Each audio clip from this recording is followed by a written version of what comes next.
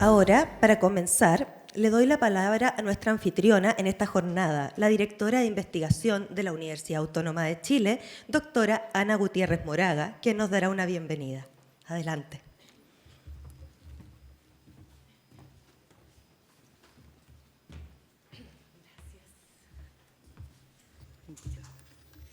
Muy buenos días, señora Claudia Sangüesa, subsecretaria de Relaciones Económicas Internacionales, doctora Nicole Trefou, directora general del Consorcio de Ciencia e Innovación para el Futuro y vicerrectora, ¿cierto?, de investigación de la Universidad Mayor, destacadas invitadas e invitados, y por supuesto a todas las académicas de las universidades del consorcio, Universidad Mayor, Universidad de Atacama, Universidad de Tarapacá y Universidad Autónoma de Chile.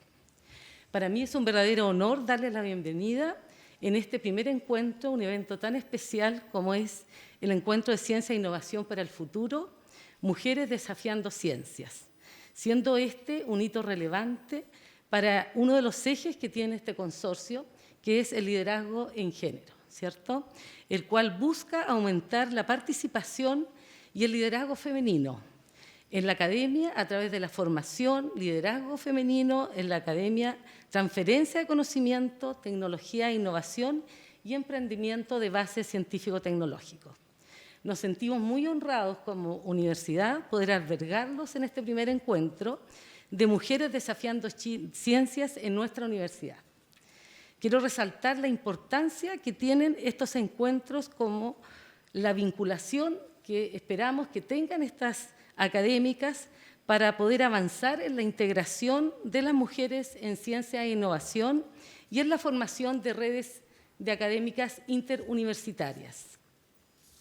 Para la Universidad Autónoma es muy relevante la perspectiva de género, desde todos sus ámbitos, y es así que el compromiso, especialmente de nuestra Vicerrectoría de Investigación y Doctorado, ha sido apoyar fuertemente el proyecto INEGénero, nuestro centro de transversalización de género, que lidera la doctora Vania Figueroa, y nos enorgullece que a través de este pueda existir la integración y la sinergia con el proyecto Ciencia 2030.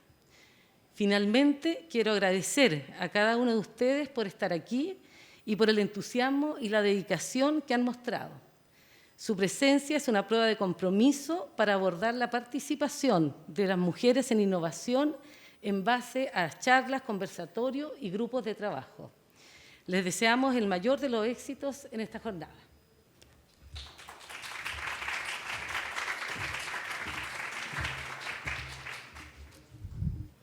En este primer encuentro de investigadoras, Mujeres Desafiando Ciencia, queremos propiciar una conversación sobre el estado actual de la igualdad de género en la academia. ¿Qué brechas hemos superado? ¿Cuáles son los sesgos que aún se mantienen? ¿Y qué desafíos son los más urgentes de superar? Para una mujer, emprender una carrera científica o académica sigue teniendo más y mayores obstáculos que para un hombre. Casi todos los ambientes universitarios siguen siendo muy masculinizados, pero hay uno que lo es por antonomasia, el de las ciencias económicas. Para contarnos cómo ha sido su trayectoria en este mundo donde las mujeres aún tienen poca presencia, tanto en universidades, las empresas y la política, pero también para mencionar los avances que se han conseguido recientemente, hoy está con nosotras Claudia Sangüesa Riveros, subsecretaria de Relaciones Económicas Internacionales y ex subsecretaria de Hacienda. Ella es economista de la Universidad de Chile y doctora en Economía de la Universidad de Cambridge. Ha sido docente y directora de programas académicos en distintas universidades, entre ellas la Universidad Mayor, así como también investigadora, asesora y consultora en políticas públicas. Adelante, subsecretaria. Bienvenida.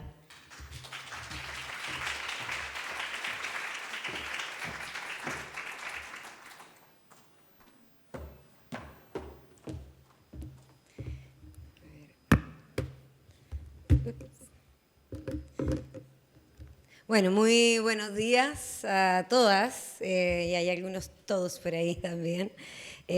Muchas gracias por la invitación. La verdad es que un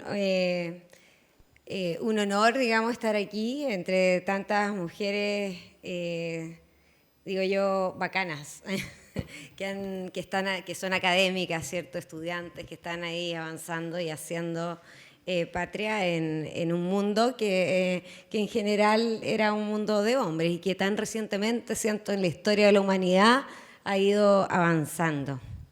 Y la idea, entiendo, era que partiera contando mi experiencia, así que también es una oportunidad, ¿cierto?, para salirse un poco del libreto y contar más experiencias personales, y eso lo hace también entretenido. Espero que sea un aporte para esta conversación. Y quería partir comentando una anécdota. Le he dicho a varios amigos, colegas, yo no me di cuenta de las diferencias que habían reales en el ambiente laboral y entre economistas hasta muy tarde en la vida. De hecho, lo tengo grabado en un día específico. En un día específico, el año 2013, yo fui invitada a colaborar en las propuestas programáticas de educación en el comando de Michelle Bachelet. Y en ese minuto, un político de en ese entonces 60 años se acercó a mí y me trató de una forma que encontré distinta. Y en ese minuto fue como, ¿por qué? ¿Qué está pasando acá? Y en ese minuto, y al otro día, digamos, desperté con una sensación distinta. Y en ese minuto también logré mirar hacia atrás mi vida de una forma distinta. Las compañeras feministas muchas veces dicen que uno se pone unos lentes morados y entonces ve todo distinto. Y eso fue lo que me pasó en ese minuto. Y entonces, hacia atrás, esto fue hace 11 años, ¿sí? Hacia atrás yo había sido madre de 2 hijos. Yo estudié el doctorado con un hijo y después terminé con 2 hijos el doctorado. Entonces, hice las cosas de forma paralela, la maternidad y el doctorado. Además, bueno, ya había tenido años de trayectoria académica. Había trabajado en 2 universidades, había dirigido ya un magíster, pero hasta ese minuto todavía no tenía una real conciencia del mundo, del mundo de hombres en el cual yo estaba habitando. Y entonces empecé a mirar hacia atrás y decía, sí, es verdad. O sea, en general soy la única mujer en la mesa, en general sí, en los almuerzos con los académicos soy la única mujer. Y eso cambia completamente la conversación. Y en ese minuto, un poco más desde la academia, pero aportando en un espacio político, me di cuenta también que incluso en el espacio de la política puede ser más fuerte esas diferencias. Porque en la academia usualmente uno parte desde el conocimiento, desde la contribución al conocimiento. Entonces puede ser un poco más neutral, porque básicamente lo que importa es cuánto es el aporte que uno haga al conocimiento, independiente de si uno es hombre, mujer, ¿cierto? U otra brecha, ¿sí?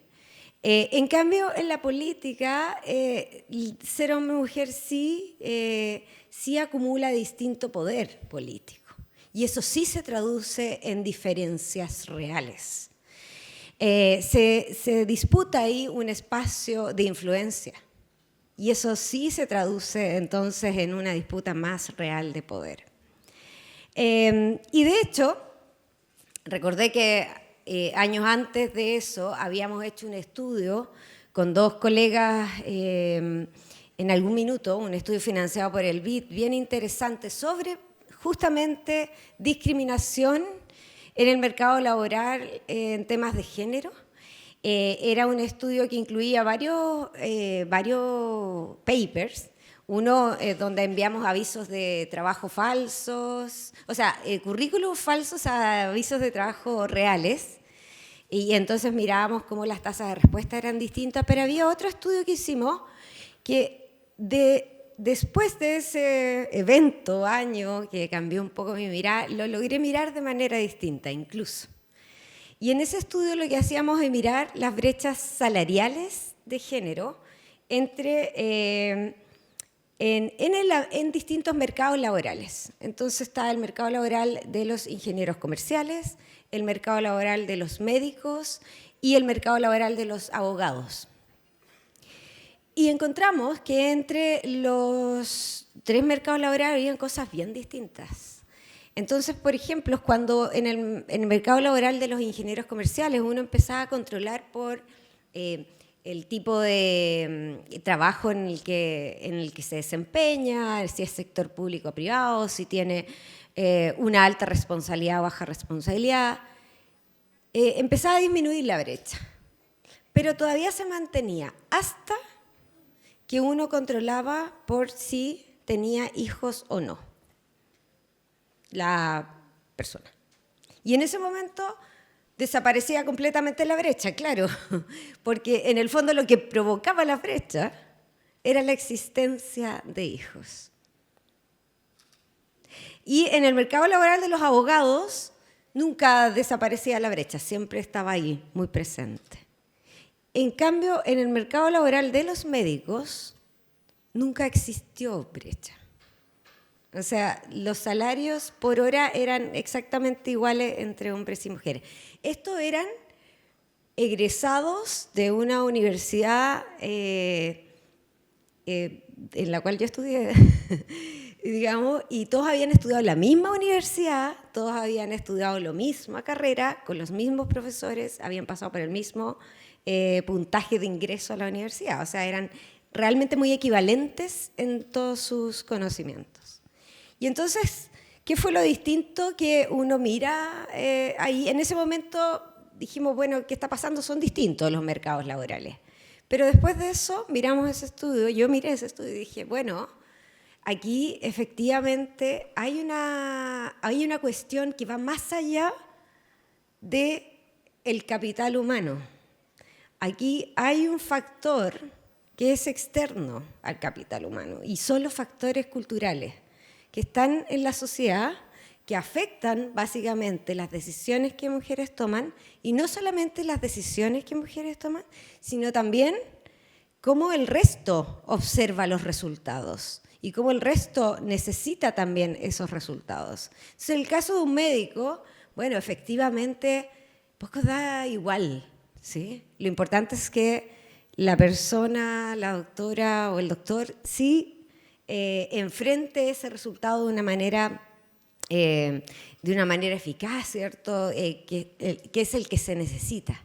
En cambio, en el mercado laboral de los abogados sí puede haber una tendencia, ¿cierto? Una creencia de que una persona más masculina, ¿cierto? Que un hombre lo puede hacer mejor porque es más fuerte, etcétera. Y hay factores culturales que determinan esas discriminaciones. Luego, eso por una parte, la mirada de la trayectoria académica hacia atrás. Yo ya había hecho varios estudios e investigaciones respecto a las brechas de género, pero también había una mirada acerca de la historia más personal, ¿sí? Siempre pensé, yo fui una madre joven, ¿sí? Y siempre pensé que ser madre no era algo contradictorio a ser profesional, a ser mujer. Y eso se debe a es difícil identificar a qué se debe, pero sí recibí, cuando nació mi primer hijo, un regalo de una amiga alemana que había conocido también ya más grande, ¿cierto? Que decía, era un poema de Khalil Gibran, que se llama Los hijos. Y parte diciendo, tus hijos no son tus hijos, sino hijos de la vida deseosa de sí misma. Y es un poema más largo, no me lo sé todo de memoria, pero sí me sé esas palabras. Y eso me quedó grabado en la memoria y también en la mente, en el fondo. De repente, la maternidad está muy absorbida y no se entiende como una maternidad que va complementando la vida. Y las mujeres tienden a postergar, ¿cierto?, la maternidad porque en el fondo les consume el tiempo que podrían dedicar a otras cosas. Y eso es lo real. Sin embargo, yo estaba como con esa visión, ¿cierto?, de que la maternidad es complementaria a la vida profesional. Y estaba tan, desde muy pequeña también, tan enfocada a que yo quería dedicar mi vida a poder cambiar el mundo, porque yo veía desigualdades, yo veía injusticias, yo veía segregaciones, eso siempre me motivó y estaba tan obsesionada con que yo quería ser un instrumento para cambiar ese mundo. Y en la universidad también conocí a los doctores que no conocía hasta ese minuto. Y entendí que en el trabajo académico había un espacio de adquirir conocimiento e influencia que podía efectivamente ser un insumo, una herramienta para cambiar ese mundo. Y estaba entonces muy clara en que quería hacerlo, que quería hacer un doctorado, que quería tener ese conocimiento, que quería aportar en esa discusión, que básicamente dije, esto se hace siendo madre, esto se hace siendo esposa, esto se hace siendo mujer, o sea, nada como, no, todos los mensajes que se me entregaron en ese minuto, que eran muy mensajes muy culturales y muy cejados, no contribuyeron a mermar ese objetivo. Y entonces, mirándolo hacia ahora, hacia atrás, hacia cómo esto sirve a los otros, pensé y me lo han preguntado, he ido a muchas universidades con esto de ser subsecretaria de Relaciones Económicas e Internacionales, me toca visitar muchos países.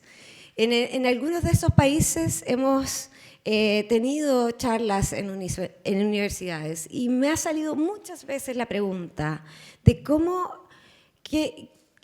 cuéntanos tu experiencia, cómo llegaste a ser economista y en este cargo siendo mujer. Y en el fondo, en esa reflexión y tomando mi propia experiencia, creo que hay algo muy importante que todos debemos considerar. Y uno es que haya una motivación intrínseca en las decisiones que tomamos y que una vez identificada esa motivación, las distintas señales que te da la sociedad no intervengan en esa motivación. Creo que las mujeres tenemos que aprender como a filtrar los mensajes, a filtrar lo que nos dicen. Cuando yo me iba a hacer el doctorado, ya había tenido un hijo antes de irme a hacer el doctorado, un profesor mío me dijo, pero ¿para qué vas a hacer un doctorado ahora si tú ya eres madre? Eso fue lo que me dijo un profesor. Y yo no lo escuché, definitivamente no lo escuché. Mirando hacia atrás dije, creo que no lo escuché. Creo que no lo escuché porque estaba tan como obsesionada básicamente con sí hacer un doctorado que no escuché el mensaje. Dije, y qué bueno que no lo escuché, ¿sí? Porque se pueden hacer las cosas. Pero también esto implica, no es, como dicen por ahí, no es gratis, ¿sí? Esto implica sacrificios. Y los sacrificios tienen que ver con que las sociedades muchas veces no están hechas para que uno efectivamente sea libre en esa toma de decisiones. Y eso sí es parte de lo que uno va aprendiendo. Y es parte también de lo que uno puede ir cambiando en este tema. En el fondo lo que se debe construir es una sociedad donde todos, hombres y mujeres, seamos libres, igualmente libres, de decidir qué queremos hacer en nuestras vidas. Y cuando los estudios y toda la evidencia te muestra que una vez siendo madre, o sea, el efecto que tiene el primer hijo en la trayectoria laboral de las mujeres, se ha estudiado ya en varios países, incluso en Chile, es brutal, incluso en países que uno dice han avanzado mucho en temas de género, en países nórdicos, por ejemplo. Entonces, una vez eso, ya no somos igualmente libres para decidir. Y por eso, visibilizar eso es parte de hacer a hombres y mujeres igualmente libres de decidir. Y en la práctica, ¿qué significa eso? Visibilizar que parte, ¿cierto?, del cuidado de nuestros niños en sociedad tiene que ser un trabajo que también es colectivo. Y por eso, todo lo que es cuidados para una madre trabajadora, ¿cierto?, y para, incluso para madres que no son trabajadoras, pero que les permite, ¿cierto?, tomar decisiones más libremente, es necesario. Y afortunadamente hoy yo trabajo en un gobierno que se ha declarado un gobierno feminista. Un gobierno que en su programa de gobierno, y ahí también me siento muy responsable del equipo que formuló ese programa de gobierno, tiene entre sus principios básicos que haya una perspectiva feminista transversal de todas las políticas públicas. ¿Por qué? Porque se debe visibilizar esta desigual libertad. Y se han implementado varias cosas que son importantes y en las cuales todo el gobierno está trabajando. Primero, el presidente Gabriel Boric presentó el primer gabinete con una mayoría de mujeres en la historia de Chile. Era compuesto por 14 ministras y 10 ministros, o sea, 58% de mujeres. Además, nombró a la primera ministra del Interior es cierto que era la exministra Isquia Siches, luego fue Carolina Toá, también mujer. Entonces, durante su gobierno ha tenido, por primera vez en la historia de nuestro país, mujeres en el Ministerio del Interior. Después, el Ministerio de Equidad de Género, de Mujer y Equidad de Género ingresó por primera vez al comité político. El comité político es un comité de ministros y ministras, un subcomité de todos los ministros y ministras, que es el que toma y sigue las principales decisiones políticas del gobierno. Nunca había estado el Ministerio de la Mujer presente ahí. Y entonces ahora ese ministerio pertenece al comité político. También en el área más económica se presenta una perspectiva de género en el presupuesto de la nación. Entonces esta es una innovación en la cual Chile también es pionero y está trabajando en eso está haciendo de hecho un formulario piloto para etiquetar el gasto que es diferente en términos de a quién llega. Y por lo tanto tener una aproximación, una mirada de cuánto del gasto promueve la equidad de género y cuánto no la promueve. O hacia quiénes llega este gasto. Además, bueno, yo misma he podido participar, he tenido la fortuna de participar en dos propuestas emblemáticas del gobierno. En el tema de tributario, por ejemplo, en el tema de pensiones, donde se incorporó también una mirada de género y una visibilización de los cuidados en esos ámbitos. Por ejemplo, cuando era subsecretaria de Hacienda, estábamos ahí con todos los expertos viendo la reforma tributaria, en general solo hombres, ¿sí? Y les pregunté ¿y hay datos en el Servicio de Impuestos Internos acerca de si el contribuyente es hombre y mujer? Me dijeron, sí, hay datos. Ya, nunca habías mirado diferencias entre los contribuyentes entre hombres y mujeres. Y hicimos ese estudio. Vimos, bueno, cuánto de la contribución es hombre por los distintos impuestos. Y después evaluando hacia dónde iba a llegar también, desde dónde iba a salir esta contribución de esta reforma tributaria también. En el tema de reforma de pensiones, por ejemplo, investigamos de qué manera también podíamos terminar con algunas diferencias muy sustantivas en el sistema. Por ejemplo, el tema de que las tablas de esperanza de vida con las cuales se calcula la pensión no son unisex, ¿sí? Son distintas para hombres y mujeres. Las mujeres en promedio viven más años que los hombres.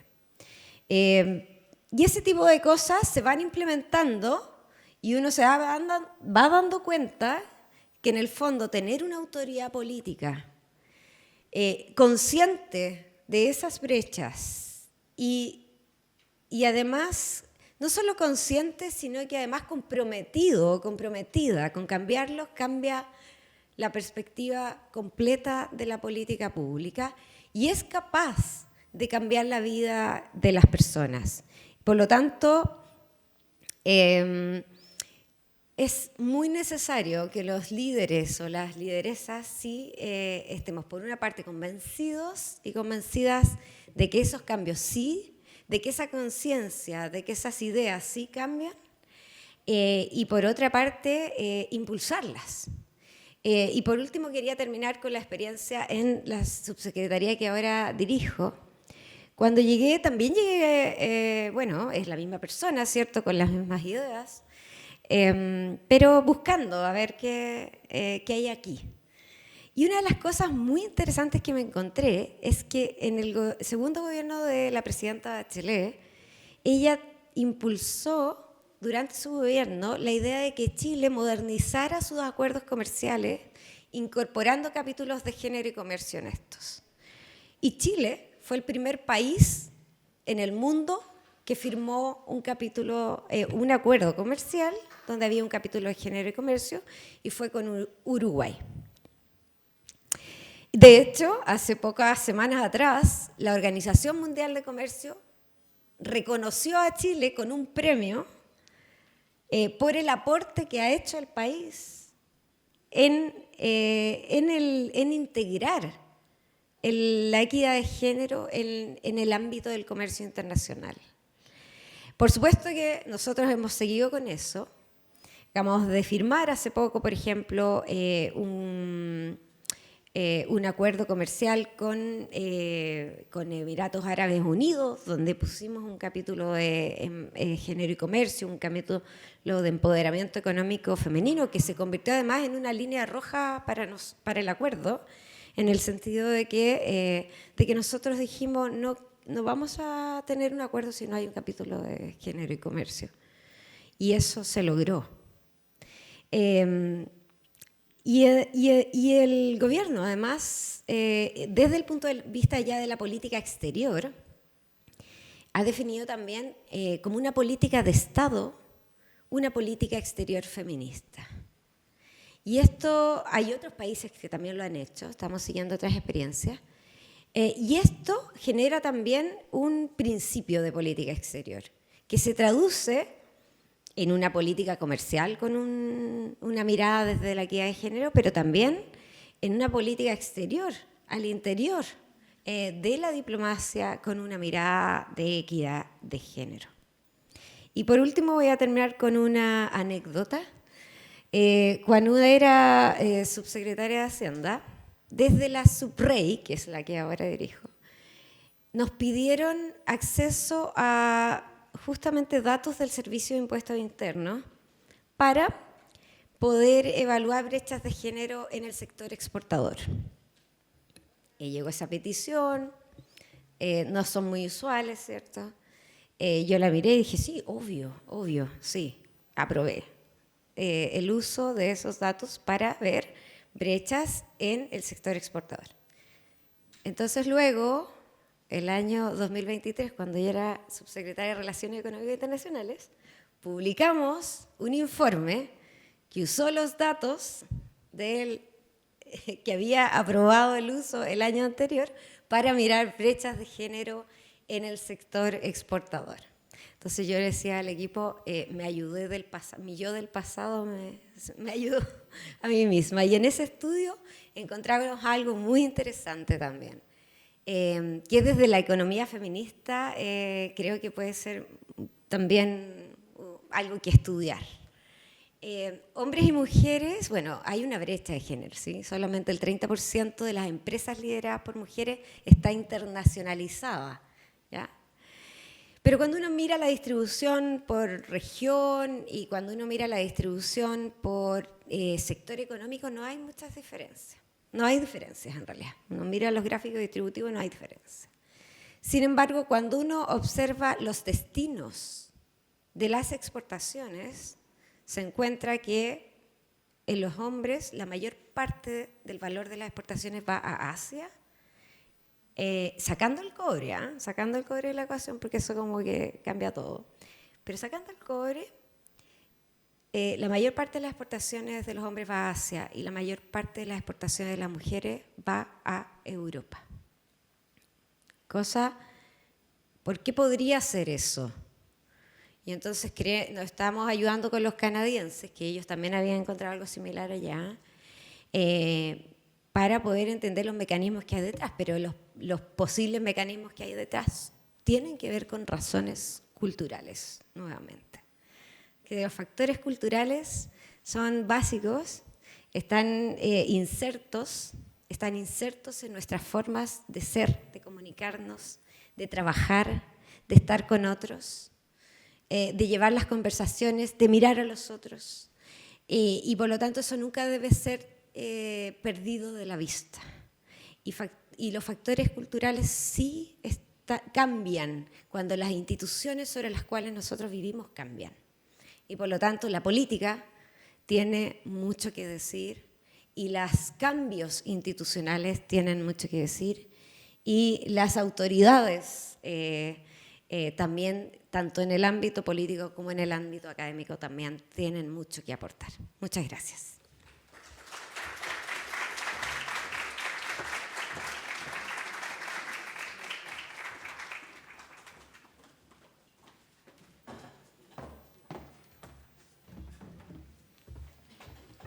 Agradecemos a la subsecretaria Claudia Sangüesa. Ahora, para seguir profundizando en estas materias, los invitamos a presenciar un interesante panel de conversación. Este panel está compuesto por personas que participan activamente en la academia, pero desde distintos lugares y experiencias, algunos de universidades públicas, otros de universidades privadas, unas desde la investigación, otras desde la docencia, pero todos con el mismo deseo, que consigamos en Chile una ciencia diversa, con igualdad de género, libre de sesgos y con cabida para todas y todos. Lo moderará la periodista Bárbara Pessoa de La Tercera. Bienvenida, Bárbara.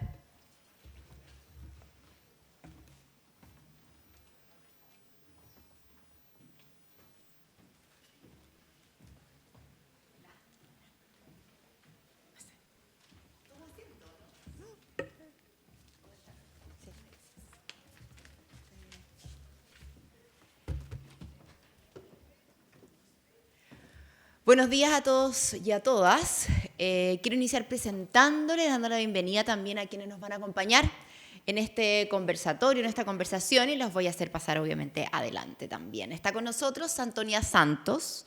Ella es socióloga y doctora en Ciencias Políticas, fue fundadora y coordinadora de la Comisión de Igualdad de Género del Consejo de Rectores. Y hoy también Antonia es responsable del Observatorio de Violencia e Igualdad de Género de la Universidad de Chile. Antonia, bienvenida.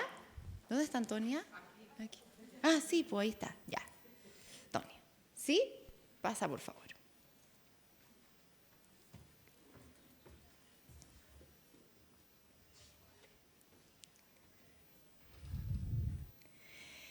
También está con nosotros el día de hoy, y va a ser parte de esta conversación, Aleotsa Eridani. Doctor en estudios interdisciplinarios sobre pensamiento, cultura y sociedad, docente e investigador en pedagogías críticas y feministas, así como también en masculinidades y parte del colectivo Hecho en Género. Aleot, bienvenido.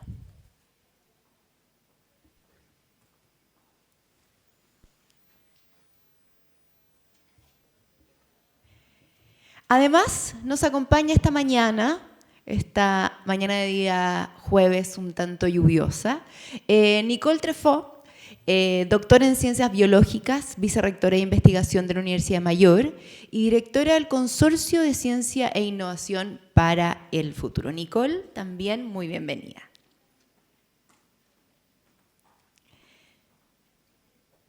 Muchas gracias a todas y a todos también por estar acá. Como ya se dijo, hoy vamos a conversar sobre los sesgos, sobre las brechas de género, por supuesto, en la academia y en el mundo de las ciencias. Pero queremos abordarlo no solo desde los problemas que existen, que han existido, sino también principalmente desde lo que se está haciendo para resolverlo. Hay una cosa que ahora me he estado medio inmersa, que es el periodismo de soluciones, que me ha encantado y que lo estoy investigando mucho y creo que es parte esencial, como que en general los periodistas mostramos mucho las cosas a veces medias terribles, los problemas, las cosas que están pasando, pero a veces es bueno también y hay un contagio cuando uno va mostrando también las soluciones. Así que es parte de lo que haremos el día de hoy.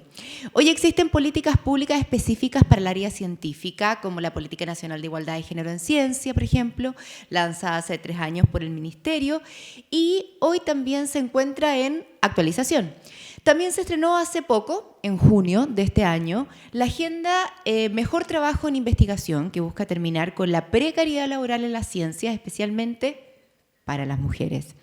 Además, hay instancias que existen que no son gubernamentales, de otro tipo, como COARA, que es una coalición internacional que busca reformar la manera en que se evalúan las investigaciones científicas el día de hoy, y en búsqueda siempre de promover una mayor diversidad, inclusividad también y apertura en el trabajo científico, que es fundamental. La pregunta cae de cajón.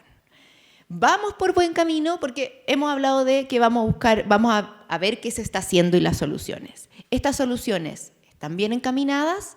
¿Falta más decisión todavía? Entonces, de esto vamos a debatir hoy, esta mañana. Vamos a comenzar, ¿ya? Yo les voy a ir haciendo preguntas, ustedes ahí van respondiendo. Vamos a comenzar con Antonia.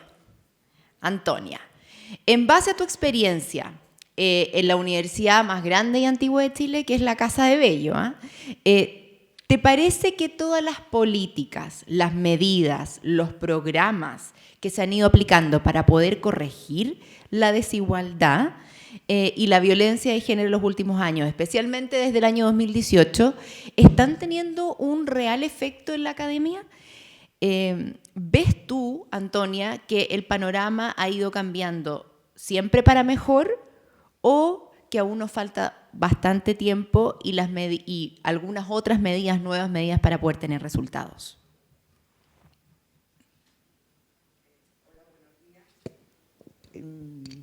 Gracias por la invitación, por esta iniciativa, que yo siempre celebro cuando, bueno, sobre todo cuando desde un plano de sororidad, ¿no?, de alianza, se construyen estas iniciativas. Creo, claro, que una iniciativa como Desafía requiere fundamentalmente audacia. No se puede quedar solo en el nombre, ¿no? Me puedo referir a la Universidad de Chile, pero a mí me gustaría tener un planteamiento más común respecto a lo que son las universidades en Chile, ¿no? No aportar solamente por una situación. Lo primero que tendría que decir es que yo no voy a entrar en una frase cliché, que cuando adoptamos esas frases está tan estereotipada que ya se vacía de contenido. ¿Cuál es la frase falsa? Hemos avanzado tanto, pero nos queda mucho. Entonces, claro, es una frase agotadora, ¿no? las políticas de igualdad de género en la academia y en la ciencia son muy recientes, ¿sí? Por tanto, lo que tenemos que hacer más que medir de manera descriptiva si se aumenta o no se aumenta, lo que tenemos que mirar es la realidad compleja sobre la que quieren intervenir. Las relaciones de género están instaladas en la academia, ¿sí? Más allá, si son más profundas en la política o en la academia, bueno, no podría decir si son más profundas, pero sí podría decir que no las podemos negar, ¿sí? Por tanto, están evidenciadas, son una realidad, y lo que tenemos que aprender es si lo que estamos haciendo es suficiente o no. Porque una realidad intervenida, una realidad evidenciada sobre la que se quiere actuar, no se vuelve algo más sencillo, se vuelve algo más complejo, ¿sí? Cuando digo las políticas en ciencia que incorporan la perspectiva de género, ¿cómo hago esta afirmación que no suene mal? Quiero decir, yo no quiero ser un titular, quiero hacer un poquito de análisis, ¿no? Y el análisis vendría a ser este. ¿Cuánta inversión se ha hecho en Chile para potenciar la participación de mujeres en ciencia y qué resultados hemos tenido? ¿Cuánto le cuesta al Estado aumentar un 1% de mujeres en ciencia? Ese debería ser un planteamiento, porque los obstáculos y las barreras se sitúan en otro sitio. Modificar la realidad universitaria, no la realidad de que haya presencia de más mujeres. En muchas universidades ya hemos crecido y estamos casi en un equilibrio paritario. Esa relación entre 42, 58, 43, 57, donde ya se empieza a equilibrar, pero eso no ha impactado las relaciones de género en las universidades. Alcanzar o mover, por ejemplo, el nivel mayor de jerarquía, el de la titularidad, es muy lento. ¿Qué me permite a mí el observatorio? Yo no quiero desde un observatorio marcar más, marcar el 1%, el 2%, no. Lo que tenemos que hacer es problematizar sobre esas relaciones, ¿no? Por ejemplo, ¿por qué le cuesta tanto a una universidad establecer reglamentos de corresponsabilidad social que impacten las evaluaciones que se le realizan a mujeres y hombres en la academia? ¿Por qué nos cuesta tanto que los registros en las métricas que tenemos, en la métrica que a mí me llega? Yo quiero saber cuántas mujeres están participando en proyectos de investigación, pero a mí la métrica solamente me habla de primera autoría y eso es insuficiente. Por tanto, no estamos dando cuenta real de lo que ocurre. ¿Por qué cuesta tanto tomar una decisión, y aquí ya voy a las agencias que financian investigación, en incorporar verdaderos criterios de igualdad de género a la hora de adjudicar financiamiento para las investigaciones? A mí no me vale, por ejemplo, o me resulta insuficiente que se diga damos un 0,1% más a aquellos proyectos que los equipos tengan paridad de género. Eso es muy insuficiente. Eso es mirar una realidad, es decir, queremos hacer algo, pero no lo que hay que hacer. Entonces yo creo que lo que tenemos que hacer es qué aprendizaje podemos sacar de lo que han sido los últimos, claro que no han pasado ni 10 años, es que estamos hablando de un periodo muy corto, ¿no? Pero sí por lo menos un quinquenio. ¿Qué ha ocurrido y qué impacto han tenido estas políticas que se han implementado, sobre todo para fortalecer el liderazgo, la participación, la representación y el reconocimiento de las mujeres en ciencia, ¿no? Para mí la palabra no es la libertad, lo que tenemos que garantizar, sino para mí la palabra es la igualdad sustantiva. Trabajamos por la igualdad sustantiva. De momento me quedo aquí, no sé si me fui para otros derroteros o no, pero eso podría decir. Muchas gracias, Antonia. Aleotxa, muchas veces, y algunas hay que decirlo con bastante justa razón, se excluye la participación de hombres en algunos paneles. No es el caso del día de hoy. ¿Ah?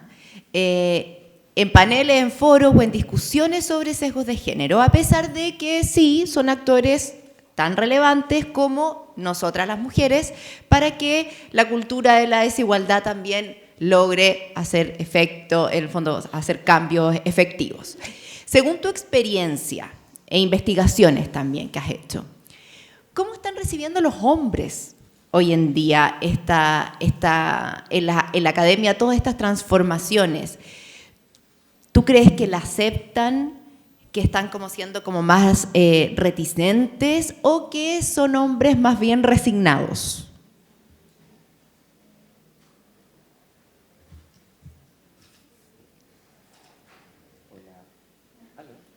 A ver, ahí. Aló. Ahí sí. Ahí sí, perfecto. Bueno, hola a todas, a todos. Muchas gracias por la invitación. Y bueno, agradecer por la invitación, va muy en la línea justamente de la pregunta que vas realizando. Exactamente. ¿No? Es interesante porque para mí personalmente implica también preguntarme qué es lo que me pasa a mí, siendo varón, estando acá. ¿no? Claro. Y desde una perspectiva de género o incluso feminista, ¿no? Esto implica ir relacionando el análisis social ampliado con cómo personalmente y afectivamente incluso vamos habitando estas preguntas, ¿no? políticas.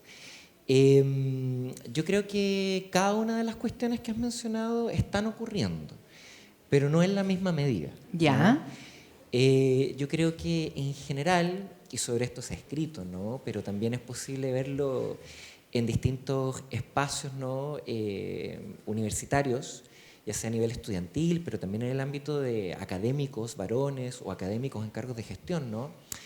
Grandes resistencias en el sentido de no querer, desde una actitud o desde ciertas creencias, estar dispuestos a estos cambios, ¿no? Yo creo que sería ingenuo, ¿no? creer de que en primer lugar hay aceptación, ¿no? Al contrario, o sea, vivimos en una estructura y un sistema patriarcal, y ese patriarcado, si bien lo sostenemos en distinta medida, todas, todos y todes, no se puede desligar la complicidad y el tejido de ese sistema con la hegemonía masculina y por sobre todo de varones heterosexuales y cisgénero, ¿no? Y desde ahí, evidentemente, o sea, varones que ocupan distintos lugares de privilegio y estatus o jerarquía, no van a reconocer esta interpelación, ¿no? Porque en primer lugar llega como una interpelación. Llega como una interpelación y es esto sentido muchas veces incluso como un dedo acusatorio, sin necesariamente serlo, o a veces sí en la medida que es una denuncia de ciertas violencias, ¿no? Que genera malestar, que genera incomodidad, que genera rechazo. Entonces, en primer lugar, es importante en estas temáticas, creo, dar cuenta de que constitutivamente esto no implica algo que va a ser fácil y que va a ser fluido. Al contrario, es un proceso conflictivo y que implica cuestionamientos profundos, no solamente a las maneras en que varones individuales han narrado su vida, sino a las maneras en que han tejido pactos también de silencio y complicidad sobre las formas de organizar el trabajo académico, ¿no? Pero también es cierto, y eso es importante, que no solamente nos encontramos con una posición homogénea, ¿no? Porque si fuera una posición homogénea no habría cambio posible, ¿no? O estaríamos analizando de manera muy a grosso modo el panorama. Entonces es importante darnos cuenta que la posición de los varones respecto a estos temas también es paradójica y es dual, ¿no? Al menos. En gran medida, parte importante de los varones que reaccionan frente a estas temáticas no solamente lo hacen desde el rechazo, la resistencia o el desconocimiento y la distancia, sino también desde la incertidumbre, la duda, la desorientación, cierta sensación de crisis, ¿no? De no saber qué hacer, de no saber cómo continuar, de un tambaleo, ¿no? Es decir, desde el Mayo Feminista en adelante, al menos, ¿no? Hay una interpelación muy fuerte también que para algunos varones no es solamente no solamente genera un rechazo, sino que genera también una duda, pero esa duda es difícil de elaborarla, ¿no? Porque se les dice, ok, ustedes han ocupado lugares de privilegio y tiene sentido entonces que ahora den un paso al lado o al costado y nos permitan, ¿no?, a mujeres y otras identidades de género no hegemónicas poder también ocupar estos espacios que ustedes han ocupado. Entonces, desde ahí, claro, los varones que siempre han ocupado estos espacios dicen, bueno, ¿y ahora qué hago? ¿No? Claro, ¿Cómo me narro a mí mismo? ¿Cómo continúo? ¿No? Y esto pasó en muchos lugares, no solamente en la academia, en espacios de organización militante, en espacios de organización estudiantil, ¿no? Es interesante ese fenómeno, ¿no? El fenómeno de la desorientación, el de cierta angustia inclusive, ¿no? De no saber qué hacer y cómo continuar. Creo que ese proceso hay que abrazarlo, es incómodo, pero potencialmente en su paradoja permite fracturas y permite otros recorridos. Es decir, en la medida en que no solamente nos encontramos con un rechazo radical, sino con un tambaleo, hay algo que está haciendo sentido, pero de maneras no racionales, sino afectivas, ¿no? Hay algo que está llegando, está interpelando en términos afectivos y profundos a estas identidades, pero que requiere diálogo, requiere confrontación también, pero requiere un debate sostenido también en distintos momentos. También es un proceso difícil, pero creo que ahí ya aparecen mayores esperanzas, ¿no? También hay cierta aceptación, creo que eso es importante relevarlo. Masculinidad no es sinónimo de varones y no todos los varones están en las mismas posiciones de jerarquía, estatus y privilegios. Y hay quienes están en posiciones de subordinación y también que han vivido violencia por parte de otros varones de manera radical. Yo creo que ahí está el desafío importante. ¿Cuáles son las posibles articulaciones, los posibles vínculos que es posible establecer con ciertos varones que sí, no solamente ahora, sino a lo largo de muchos años en su vida, empatías, vínculos, reflexiones que ya vienen andando a propósito de cómo, siendo varón y habiendo vivido violencias de género también, de parte de otros varones principalmente, es posible articularse empáticamente y políticamente con las experiencias y las luchas que hoy por hoy están teniendo las mujeres, ¿no? Entonces, desde allí brevemente respondería, ¿no? Hay distintas vivencias, distintas posiciones, hay que mapearlas y considerarlas todas, y eso implica distintas estrategias con cada uno de estos grupos, ¿no? Muchas gracias, Aleot. Nicole, sigamos contigo. Tal como hemos dicho, uno de los ejes transversales del Consorcio Ciencia e Innovación para el Futuro es promover, por supuesto, la participación y también el liderazgo de las mujeres en la academia. Para eso resulta bastante fundamental que el ambiente laboral científico y académico sea más inclusivo, porque falta muchísimo en ese aspecto. ¿Con qué medidas lo están abordando ustedes, tanto en la mayor como también dentro del consorcio? Hola, ahí sí. Ahí sí. Ahí sí. Ahí sí. Claro. Se acoplaba, sí. Ya, muchas gracias por la pregunta y aprovecho también de darles las gracias a todos por estar aquí. También creo que la respuesta tiene que ser más bien desde el consorcio, desde una mirada un poco más amplia que solo en mi rol como vicerrectora. Y creo que antes de responder esa pregunta me voy a colgar un poco de la primera, porque desgraciadamente tendría que decir, estoy súper de acuerdo con lo que plantea la doctora Santos. Creo que la respuesta que voy a dar en términos de cuánto hemos avanzado en inclusión y nuestras medidas me hacen pensar exactamente lo mismo, que de alguna manera intentamos resolver problemas estructurales con medidas que son absolutamente, yo no diría insuficientes, yo diría incapaces de atacar lo profundo que significan las brechas que hoy existen.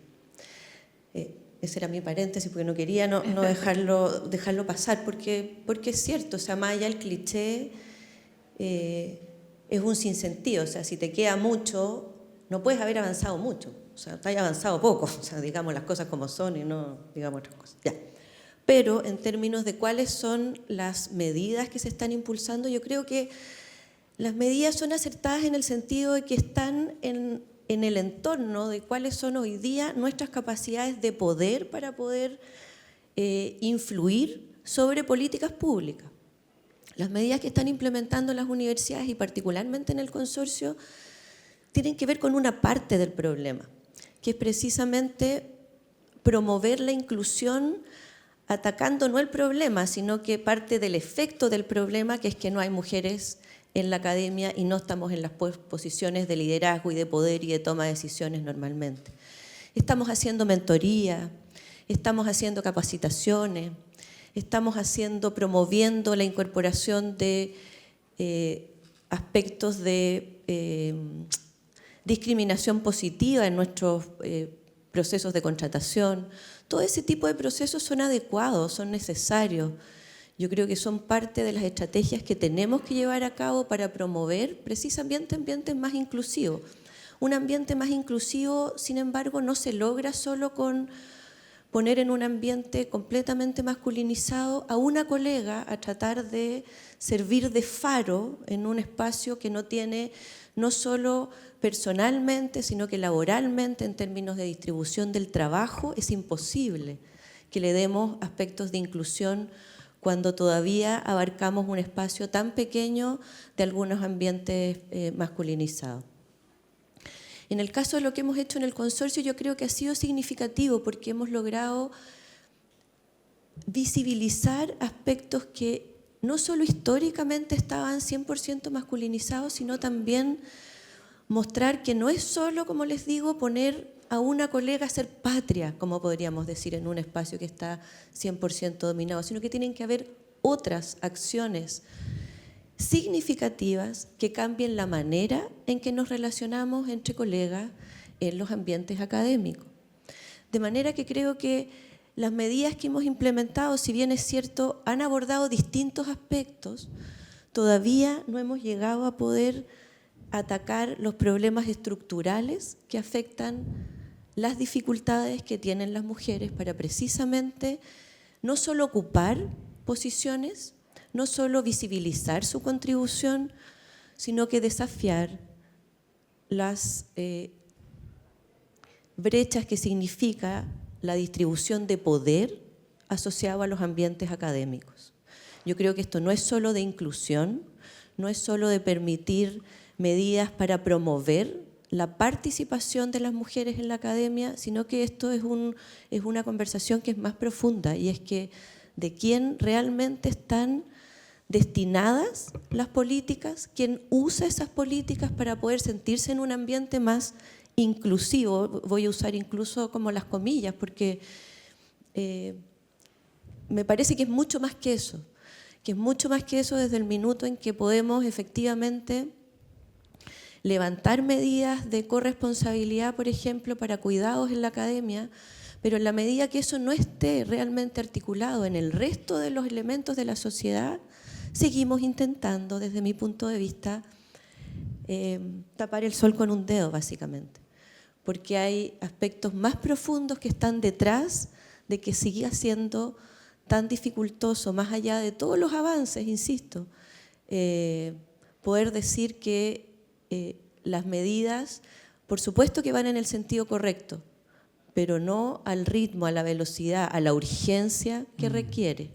Esto es un tema de urgencia también, es un tema de también cómo valora la sociedad la ciencia y también cómo podemos ubicar el concepto del valor de las mujeres científicas en una sociedad que normalmente la inclusión está pensada para otro tipo de tópicos, no necesariamente para aspectos de género. Creo, por otra parte, que particularmente lo que hemos hecho en el consorcio, que hemos tratado de mirar el problema de la inclusión y de la participación de mujeres en la academia desde distintos lugares, es parte de lo que estamos tratando de hacer en el consorcio Ciencia e Innovación para el Futuro, es tratar de ponerse en posiciones distintas para mirar las desigualdades de género. No son iguales, no es lo mismo la situación que enfrentan en términos de participación y liderazgo femenino las académicas de estas 4 instituciones. Es muy diferente las formas en que estamos abordándolos. Aun cuando podamos aunar criterios, tenemos que trabajar sobre políticas institucionales, visiones universitarias en educación superior que son distintas y que hacen ver una problemática común desde miradas que me encantaría decir complementarias, pero que no siempre lo son. Entonces creo que las medidas que se están implementando, insisto, son de diversos índoles, atacan diferentes problemáticas, pero sigue siendo una capa muy externa de un problema que es mucho más profundo. Muchas gracias, Nicole. Antonio, ahora volvemos a ti. Hace algunos años ya en Chile, y sobre todo después del estallido social, comenzó un concepto que también trató la subsecretaria, que es el tema de los cuidados. El cuidado en Chile al menos tiene cara femenina. Y es algo que además la sociedad chilena por completo está en deuda. ¿Qué importancia tiene que las instituciones acompañen, apoyen las tareas de cuidado para que se puedan reducir las brechas de género?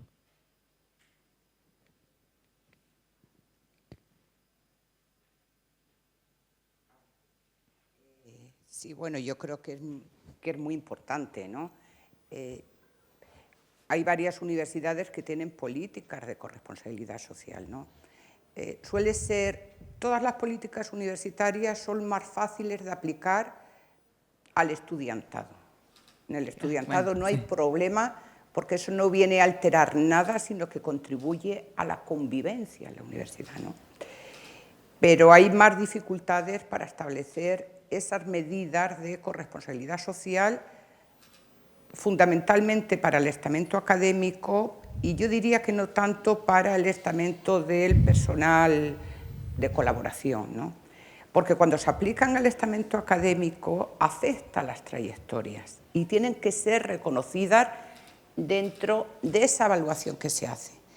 Bueno, yo creo, cuando hemos revisado rúbricas de evaluación, ¿no?, que han incorporado casi todas las universidades, mayor permanencia o no ser evaluadas las académicas que tienen hijos.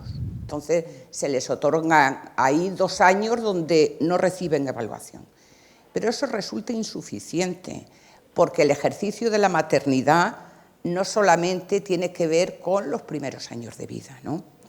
Después yo creo también que se da una dificultad importante que tiene que ver con lo específico de lo que son las universidades como espacios de trabajo. La universidad es un espacio laboral, ¿sí?, que las académicas, y aquí voy a hacer una crítica a las académicas, difícilmente lo suelen mirar porque viven de una cierta flexibilidad. Es decir, la academia te permite estar en el aula, porque esa sí es una exigencia dura, ¿no? Pero entre clase y clase tú puedes salir de la universidad y atender distintas situaciones. Entonces, eso se ve como muy favorable y muy flexible, y bueno, si te afecta o no la trayectoria, eso es otra cosa.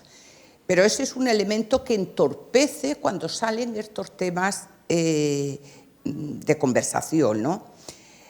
Por tanto, todo lo que tiene que ver con corresponsabilidad social es difícil, cómo se incorporan a las rúbricas es complejo, pero en cambio se acepta que haya no reglamentos, porque no se llega a nivel de reglamento, se llega a nivel de instructivo de buenas prácticas laborales, ¿no?, de cómo los hombres se pueden incorporar a ciertas tareas, cómo se les reconoce, etc. ¿Por qué es difícil en la universidad y resulta más complejo que en otros espacios? Primero, porque el conflicto que se observa en las universidades no es solamente masculino-femenino, es también intrafemenino. El cuerpo académico conformado por mujeres no es un cuerpo homogéneo. Hay diferencias por disciplina y hay diferencias interiormente en las disciplinas. El efecto de la abeja reina todas los conocemos. La mujer más en individual, que llega a unos niveles altos de reconocimiento académico, a veces la frase que recoge todo esto es: Si yo he podido llegar, ¿por qué no pueden llegar las otras? Esa mujer que sostiene eso, que ocupa un cargo alto, que va a votar a la hora de cómo se elaboran las rúbricas, cómo se realizan esas evaluaciones, esa mujer no contribuye, esa mujer es una académica, no contribuye para seguir avanzando. Quiero decir, el foco de atención de dónde están los aliados, no solamente en las mujeres, tenemos aliados también en el cuerpo académico que son hombres, ¿no? Bueno, ese es un primer punto. El cuerpo académico no es homogéneo y las académicas entre sí, cómo ven la universidad, tampoco es homogéneo. Ideológicamente tampoco es homogéneo. Hay mujeres que dicen, yo quiero hacer carrera académica y tener hijos, y hay otras que dicen, no, hay discursos más conservadores, hay discursos más progresistas. Y eso tenemos que ser conscientes de que eso forma parte de esos cuerpos académicos. Y lo otro que yo diría que también forma parte del escenario es el discurso dentro de la academia.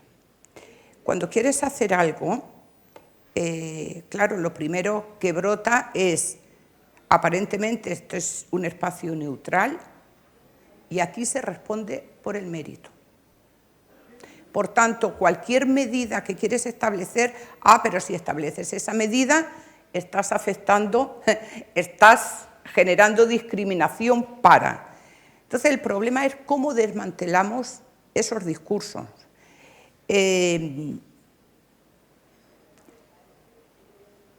Políticas que se insertan en la universidad, y en este caso específico, que es lo que me has preguntado, en torno a la corresponsabilidad social, necesitamos reconocer previamente cuál es la barrera o las barreras que impiden verdaderamente, o cómo impide esa barrera o cómo afecta esa barrera las trayectorias académicas.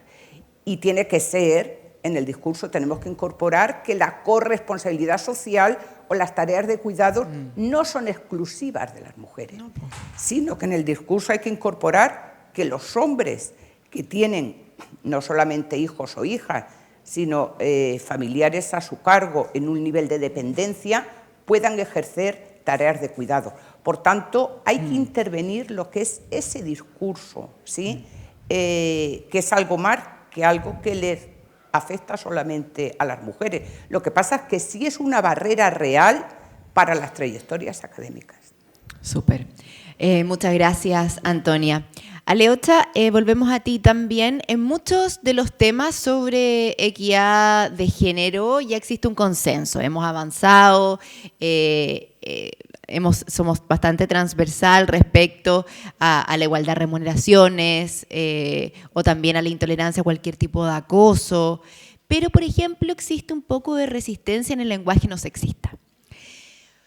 ¿Cómo debería abordarlo la ciencia en sus trabajos, en los papers, en los trabajos académicos? ¿Tendría que existir un protocolo, crees tú, como de escritura de papers, por ejemplo?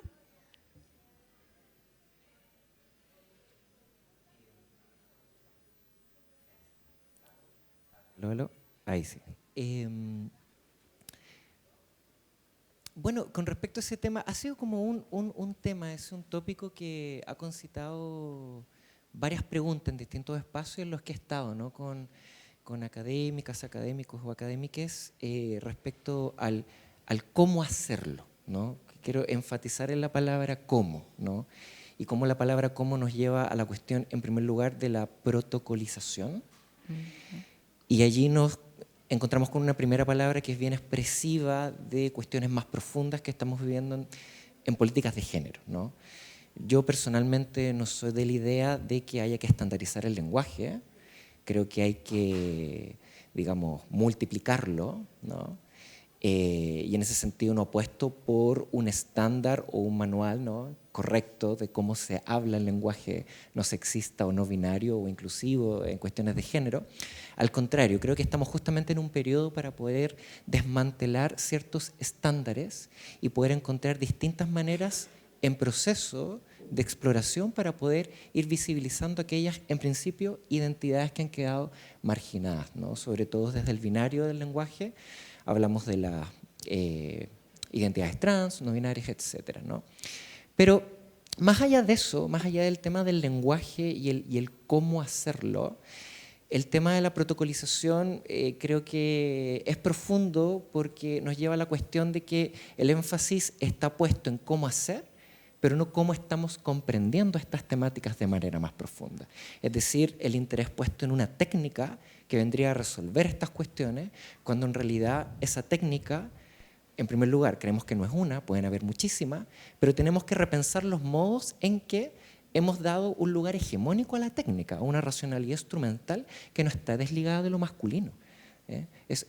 Hay una forma masculina tradicional también de pensar que ciertas técnicas van a resolver los problemas, y creemos también que allí hay un problema incluso más profundo que tiene que ver con cómo el método científico en la ciencia sigue siendo incuestionado, ¿no? Entonces ahí relaciono protocolización, técnica y método científico, ¿no? Principalmente, ¿no? Por ejemplo, estoy pensando en cuestiones que mencionabas, ¿no? Como COARA, ¿no? COARA es un acuerdo interesante y plantea la relevancia de la colaboración, la interdisciplinariedad, ¿no? Y de hecho la paridad también en la conformación de equipos de investigación y poder eliminar los sesgos de género. Pero cuando uno examina más profundamente, no hay un cuestionamiento hacia el método científico que es de privilegio exclusivo o hegemónico en las ciencias básicas, o en las ciencias empíricas, o en las ciencias exactas, ¿no?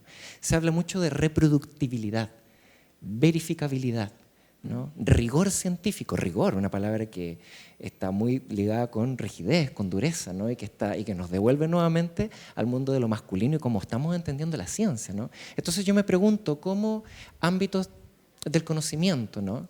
Como las artes, como las humanidades, van a poder participar de esos criterios si esos criterios no dialogan con otros ámbitos de la construcción del conocimiento que casualmente, bueno, no es casualmente, ¿no? Están feminizados, ¿no?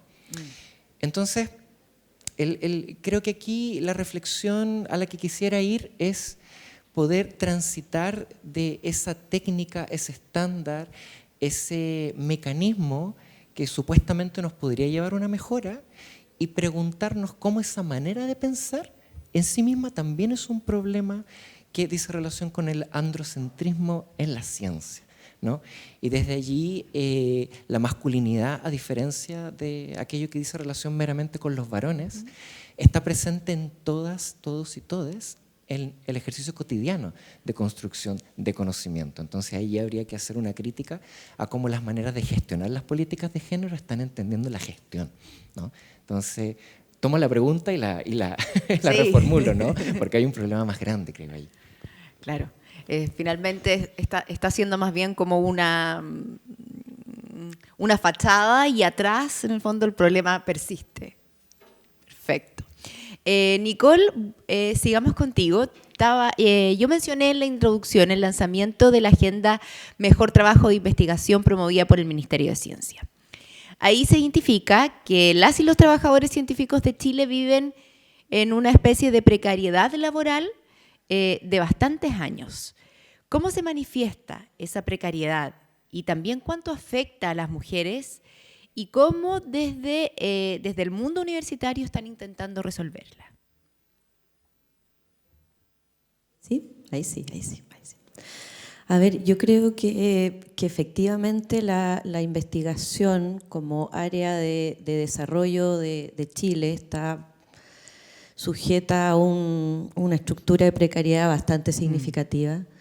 Creo que particularmente a nivel de los estudiantes de doctorado, a nivel de las trayectorias científicas iniciales, los postdoctorados, el personal que apoya la investigación, está inmersa en un sistema que es particularmente poco cuidadoso de ese personal laboral, de ese personal que está ejerciendo una labor. Vuelvo a poner el tema de la importancia de la ciencia en la sociedad. Se ve en las trayectorias iniciales, como les decía, se ve particularmente en el término del proceso doctoral, ¿cierto? Cuando los y las colegas terminan el doctorado, y en la etapa de postdoctorado creo que es donde más se agudiza, dado que ya un científico o una científica ya no está estudiando, está trabajando, sin embargo está expuesto a contratos o relaciones laborales muy tenues y por periodos de tiempo muy cortos, que efectivamente coinciden precisamente con una etapa de la trayectoria profesional de las mujeres que tiene que ver con la maternidad, que tiene que ver con los cuidados, que tiene que ver con hacerse cargo de otras responsabilidades también. Y lo que hemos visto es precisamente que es en ese escenario de precariedad donde las mujeres se ven más afectadas y donde precisamente producto de esa precariedad y de ese mayor efecto sobre las mujeres es que tenemos las principales fugas de personal científico, de capacidades, de nuevos investigadores, de gente en la que el Estado, la sociedad ha invertido esfuerzo, ha invertido recursos, ha invertido esperanzas de que hagan precisamente un efecto, y donde precisamente producto de esos problemas lo que tenemos es que es el minuto donde más cae la proporción de mujeres y hombres en ambientes académicos, es precisamente en ese nivel. Y yo celebro, de verdad que celebro profundamente la Agenda Mejor Trabajo del Ministerio. Creo que apunta a uno de los aspectos que tienen que ver con problemas de brechas de género en la academia. Por supuesto que no es el único, pero creo que va en un sentido correcto, en el sentido de decir, esto no es solo un problema de trayectoria, sino que también es un problema de cómo estamos precisamente articulando la actividad científica, la actividad académica, la actividad de investigación y bajo qué soporte le está dando el resto de las estructuras institucionales a que esa trayectoria sea en un ambiente donde puedas tener acceso a servicios de salud, protección social, donde puedas tener tranquilidad de que el próximo año vas a poder seguir contando con un ingreso para mantener en algunos casos una familia, donde puedas plantearte la posibilidad de ser mamá o no, no por un hecho de que no estés convencida, como hablábamos hace un rato en la presentación, sino porque no estén las condiciones para poder llevar a cabo lo que significa ese tipo de desafío. Sí. Entonces creo que hay un espacio bien importante en el cual las políticas públicas y las implementaciones que estamos haciendo desde las universidades pueden tener un efecto. Pueden tener un efecto desde el minuto que, por ejemplo, comenzamos a plantearnos también como cuestionamiento desde el punto de vista de esta precariedad, cuál es la trayectoria de formación que estamos llevando a cabo con nuestros estudiantes o con las futuras generaciones de científicos y científicas. ¿Le estamos dando otras capacidades para insertarse en otros ambientes a los estudiantes de doctorado, por ejemplo, cosa que esa precariedad pueda disminuir de alguna manera, que es la que vemos más intensamente en la academia?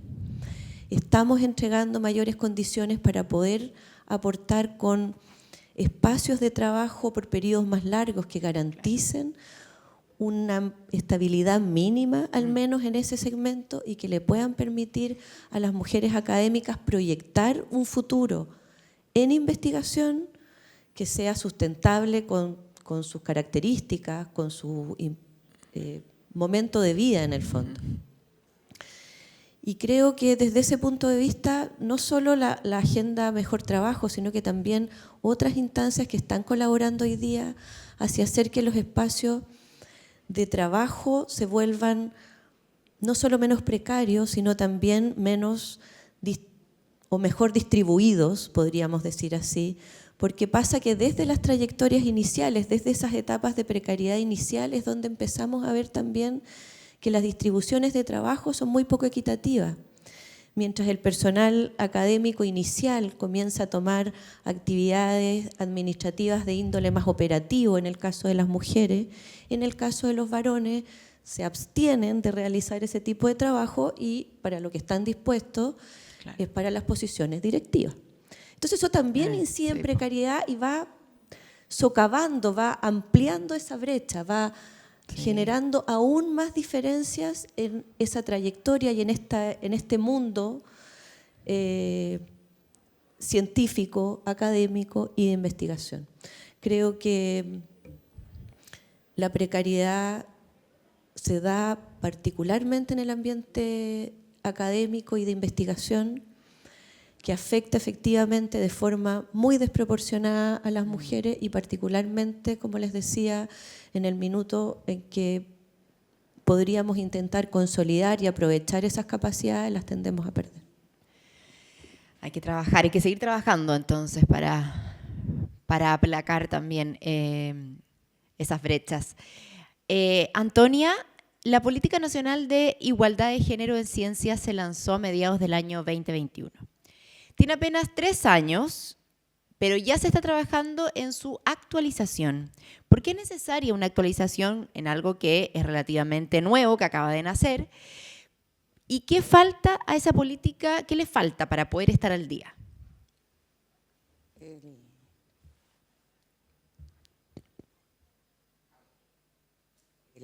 Bueno, yo creo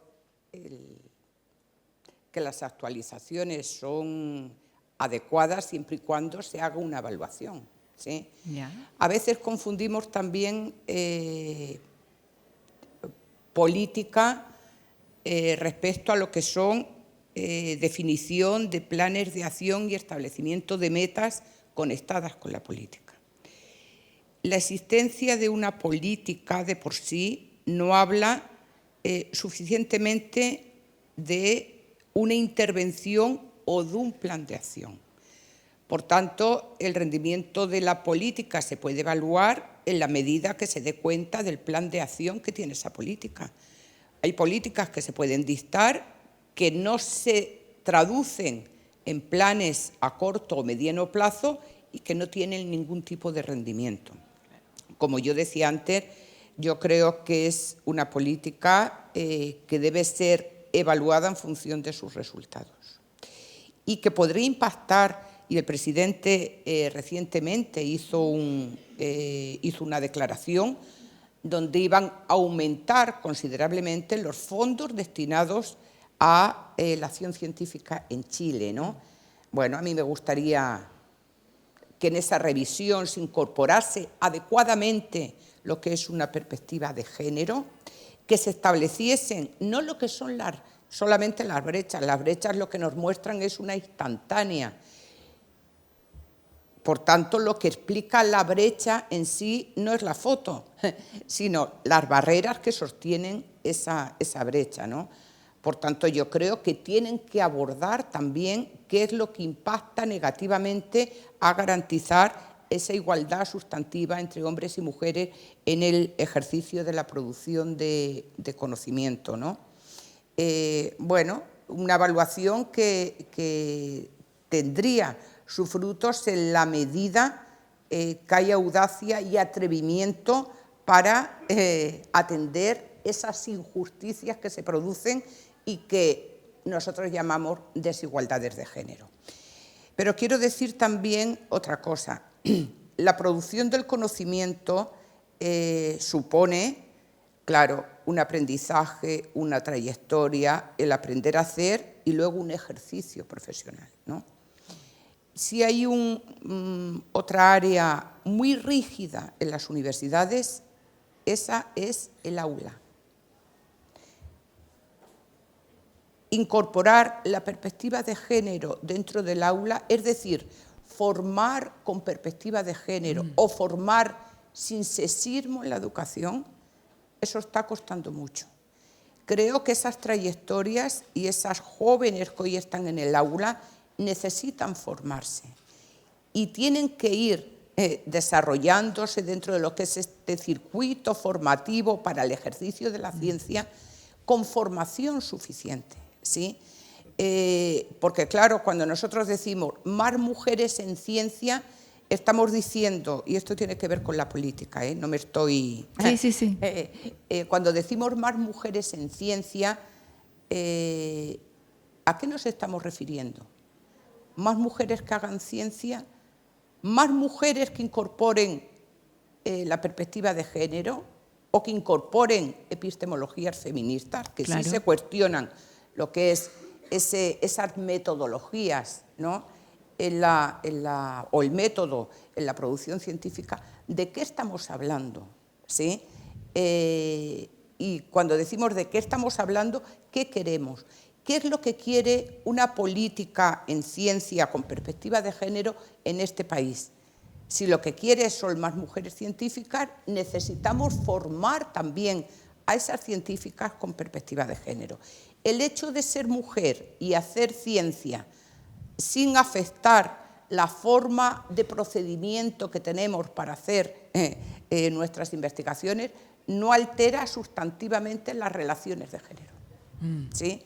Por tanto, yo diría que sí estamos en una situación de abordar de manera más integral lo que es esta situación.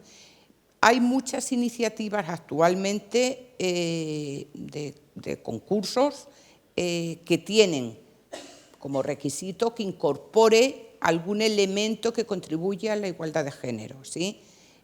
Yo creo que esa política y esos concursos deben ser más ambiciosos porque no han generado los resultados esperados. Muchas gracias, Antonia. Qué impresionante también, porque me acordé que más de alguna vez he leído algún estudio que dice, en el aula sobre todo, que desde muy pequeños, en el fondo, desde que están en el colegio, en la etapa escolar, tanto profesoras como profesores, no da lo mismo si son hombres o mujeres, le dedican más tiempo a las respuestas de los hombres que de las mujeres. Entonces es algo que se perpetúa y claro, o sea, si no lo cambiamos desde adentro, desde el aula misma, es difícil que tener resultados hacia afuera. Así que me gustó mucho tu reflexión, Antonia. Aleocha, sigamos contigo. Para acelerar ciertos cambios culturales muchas veces es necesario tener ciertos eslóganes, objetivos específicos. Pensemos en la campaña del Me Too, por ejemplo, o el Ni Una Menos también, que son eslóganes que tenemos súper grabados en nuestra cabeza. Para los desafíos que existen actualmente en el mundo de la academia y de la ciencia en cuanto a género, ¿dónde debiésemos concentrar las fuerzas? ¿Dónde debiese estar ese próximo eslogan o hashtag?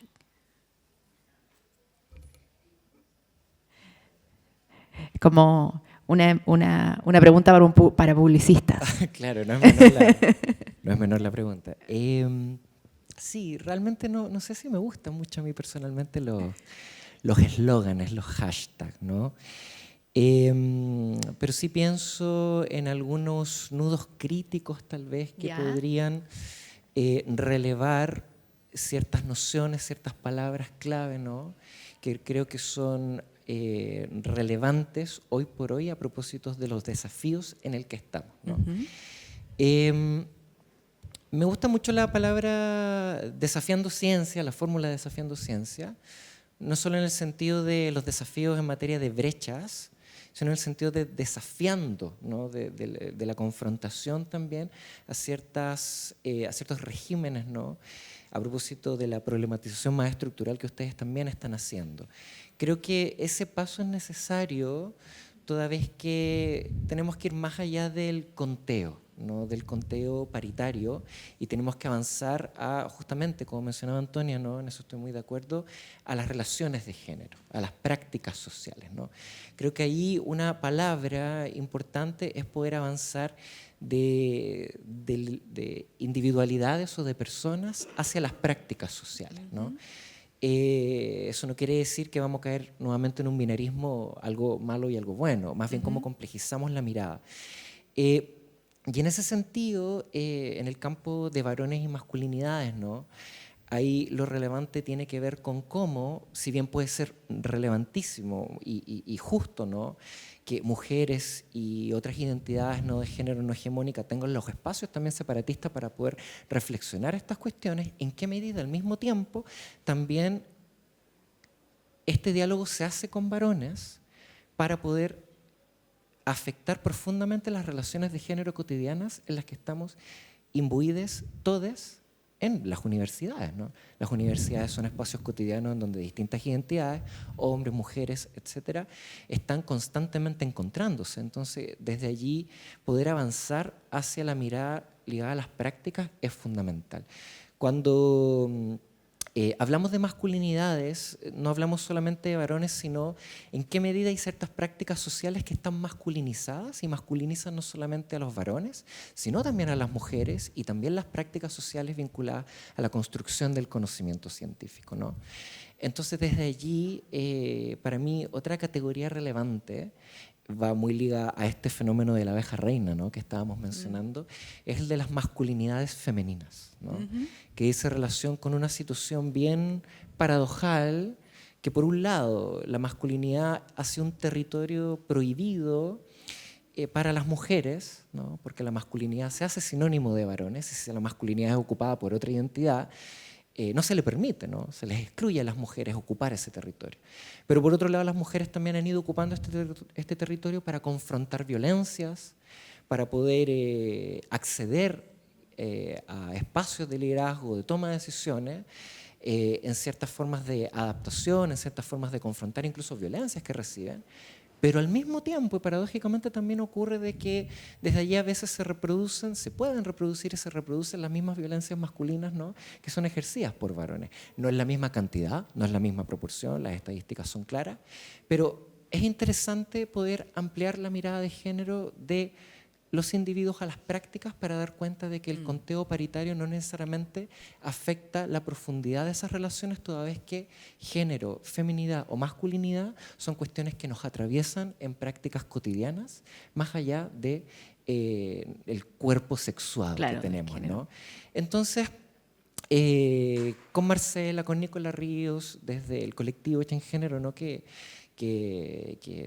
llevamos hace 15 años trabajando en estas temáticas, hemos utilizado mucho esta fórmula durante este año, que es ir de la paridad a la perspectiva, ¿no?, de cómo podría ser una suerte de eslogan, tal vez, de cómo avanzamos de esta contabilidad del género a una forma de comprender y mirar las relaciones sociales en donde la violencia, si bien ha sido protagonizada por varones, no vamos a negarlo, sí obedece a maneras de relacionarlos en las que sí estamos todos imbuidos y atravesados.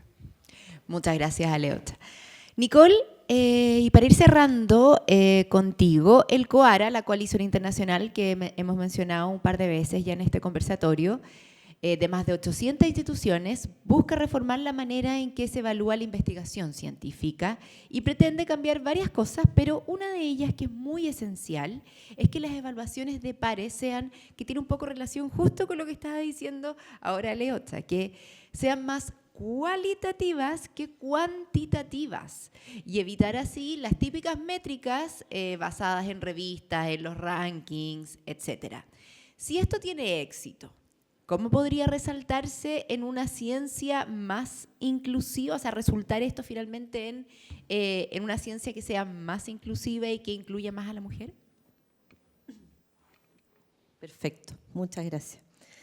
Yo creo que es una súper buena pregunta. Yo creo que la coalición de COARA está impulsando un cambio, un cuestionamiento, un remesón al ámbito científico. No es primera vez que ocurre, tiene una trayectoria ya de varios años. Esto es la consolidación más desde el punto de vista, podríamos decir, de las universidades europeas, de un movimiento que ha surgido de varias partes.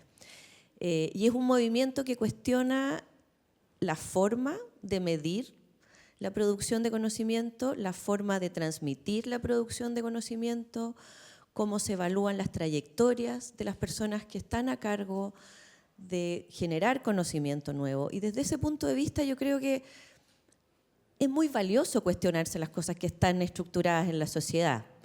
Es muy valioso cuando esos cuestionamientos más encima trascienden otros ámbitos del entorno, de nuestra forma de vivir y de relacionarnos.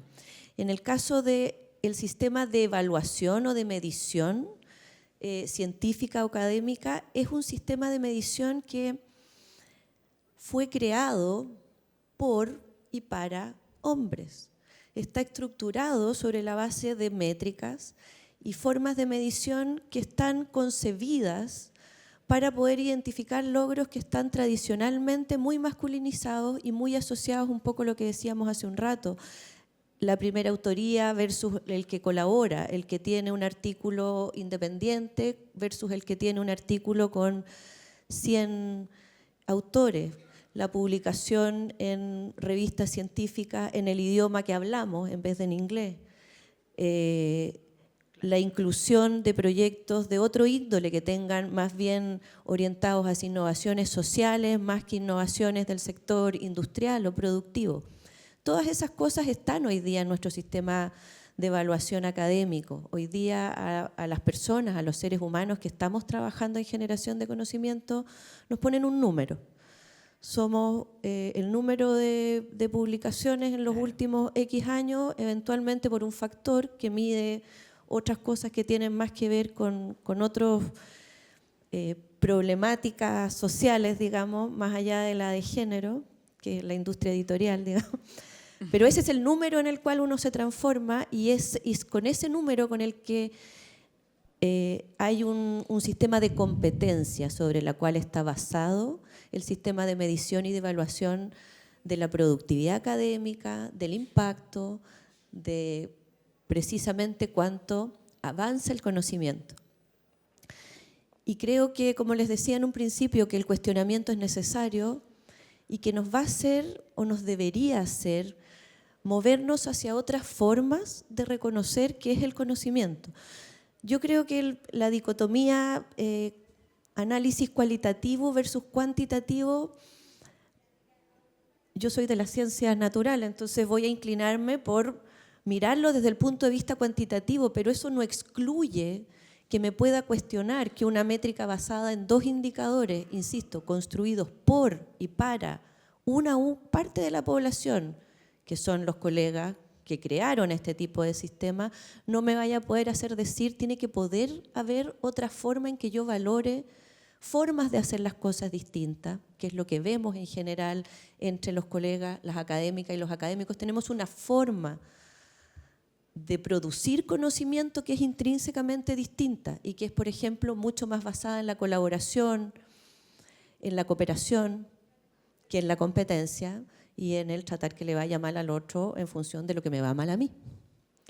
Entonces, ese tipo de cuestionamiento creo que Coara y otro tipo de discusiones que están ocurriendo hoy día en el ambiente académico, científico, en las políticas públicas son necesarias, son realmente muy virtuosas y que nos deberían poder llevar a cruzar tal vez parte de lo que hablábamos hace un minuto, prácticas, formas de concebir la generación del conocimiento, valoración a la actividad de investigación mucho más amplia, mucho más inclusiva, mucho menos sesgada, mucho menos basada en estructuras que tienden a perpetuar las dinámicas de poder que están detrás de esas métricas, que explican por qué a unas personas efectivamente tú las valoras de esa forma y dejas invisibilizadas todas esas otras contribuciones.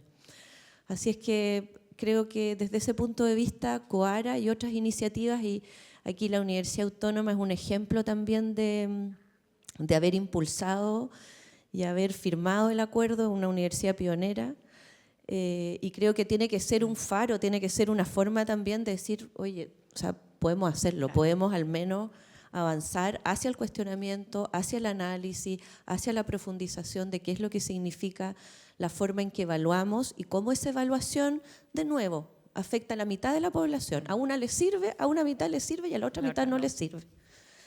Así es que eso. Muchas gracias, Nicole. Ahora el momento, no sé si alguno tiene alguna pregunta, quiere preguntar algo a alguien del público. ¿No? Están todos perfectos, ya. Entonces llegamos al final de esta conversación, de este conversatorio Mujeres Desafiando Ciencias, esa instancia producida por nuestra plataforma Desafía. Le agradecemos a todos ustedes de verdad su presencia y por supuesto a nuestros 3 excelentes panelistas. Muchísimas gracias a Antonia, a Leocha y también a Nicole. Muchas gracias por estar aquí esta mañana con nosotros. A quienes también nos siguieron en la transmisión de streaming, también les agradecemos su compañía. Que tengan un excelente día. Nos vemos en una próxima oportunidad y quedan todos invitadísimos a un coffee break aquí afuerita. Gracias a todos.